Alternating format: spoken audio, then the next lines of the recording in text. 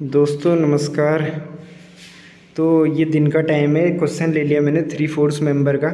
ये क्वेश्चन है, ये एक रोलर है और ये कह रहा है कि एक यहाँ पे ब्लॉक रखा हुआ है h हाइट का, तो सॉलिड ब्लॉक है और नीचे डैश डैश जो कर रखा है वो ग्राउंड है, ये वाला जो ऐसे करके। और ये बता रहा था कि रोलर की जो रेडियस है r है और वेट w है, और जो p फोर्स है इसकी लाइन सेंटर से पास नहीं होगी रोलर की। वो जो पॉइंट बनाया सेंटर वहाँ से पास नहीं हो रही है, पर ग्राउंड से a डिस्टेंस पे है। और गिवन है क्वेश्चन में कि जो h है r/3 है, a इक्वल टू 2r/3 है।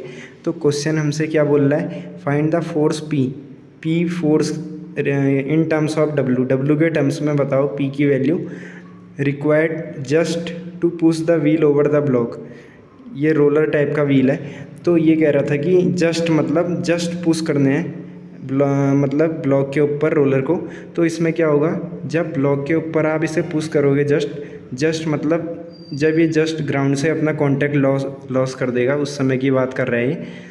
तो उस समय ग्राउंड से कांटेक्ट हटेगा तो नीचे का जो नॉर्मल रिएक्शन थी एन वो आएगी नहीं। जैसे ये देखो, आप इसको असली में यहाँ सॉल्व करा है। इसने बोला कि when wheel is just starting mean climbing over the block, contact of wheel with ground will vanish। दिख रहा होगा आपको ये कि ये जो व्हील है जब ये एकदम से उठने वाला होगा तो ये कांटेक्ट हट जाएगा यहाँ पर से। वो मैंने थोड़ा सा हटा के दिखा दिया है, contact lost but is just over the ground से जस्ट थोड़ा सा ऊपर है। जैसे पाँव को हल्का सा ऊपर करके मान लो, आप समझ गए होगे।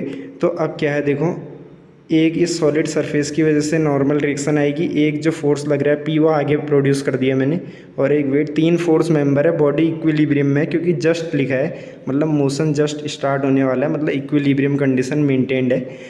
तो 3 फोर्स मेंबर है, नॉन पैरेलल है तो कंकरेंट होना ही पड़ेगा। ये रूल अभी पढ़ाया था कुछ टाइम पहले। तो कांटेक्ट लॉस हो गया, नॉर्मल रिएक्शन 0 है, तो 3 ही फोर्स लग रहे हैं। ये देखो P, N और W। तो मैंने बताया था आपको जो P लग रहा था, P जो लग रहा था ग्राउंड से लग रहा था 2r/3 पे। यहाँ से मैंने निकाला इसे, देखो जो P लग रहा था वो ग्राउंड से लग रहा था 2r/3 पे, है ना। ग्राउंड से लग रहा था 2r/3 पे, पर H जो है r/3 है, तो r/3 H वाले से ऊपर लग रहा है P। यानी जो AB जो मैंने बनाया है, ये ट्राइंगल AB, ये उसे माना है जहाँ पर h हाइट के बाद वहाँ से शुरुआत की है। तो P वहाँ से r/3 पे लगेगा, और जो ये वाली हाइट होगी रेडियस से h को हटा दोगे तो वो आ जाएगी 2r/3। तो 2 ट्रायंगल बन जाएंगे, एक बड़ा वाला OAB, एक ABC। वो पॉइंट C है जहाँ से P पास हो रहा है। तो अब क्या करा, ट्रायंगल OAB में लगाया मैंने पाइथागोरस थ्योरम। तो r² - OB² equal to AB² हो जाएगा। तो OB की वैल्यू 2r/3 है, तो ये ऐसे कर दिया 4r²/9। AB आ गया √5r/3। अब ABC छोटे वाले ट्रायंगल में tan थीटा निकाला, r/3 अपॉन AB की वैल्यू डाल दो √5r/3। तो यहाँ से जब सॉल्व करके इन्वर्स ट्रिग्नोमेट्री लगाओगे, थीटा आ गया 24.095 डिग्री। ये वाला एंगल थीटा जो ये बन रहा है, जो n का एंगल है हॉरिजॉन्टल से। तो इसी डायग्राम को PW और n के डायग्राम को यहाँ बना दिया। अब देखो n का एंगल जो है 24.095 है हॉरिजॉन्टल से।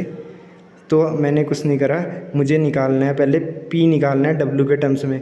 तो P तो हॉरिजॉन्टल डायरेक्शन में है, तो हमें एक हॉरिजॉन्टल इक्वेशन बनानी पड़ेगी, सिग्मा Fx इक्वल टू 0 बनाना पड़ेगा। वही दूसरी वाली है, उसके लिए मुझे n चाहिए होगा, तो n को मैं यहाँ से ले आया सिग्मा Fy इक्वल टू 0 से। तो n का sine component equal to W होना चाहिए, तब बैलेंस होगा y डायरेक्शन में। तो n आ गया 2.45 W। अब P यहाँ से निकाल दिया, n cos 24.095, ये डिग्री में है, इसके ऊपर डिग्री लगा लेना।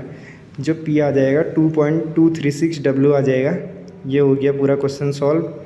अब इसको आप एक बार ऐसे देख लो, पूरे क्वेश्चन को, वीडियो कंटिन्यू है, क्वेश्चन को ऐसे पूरा देख लेना।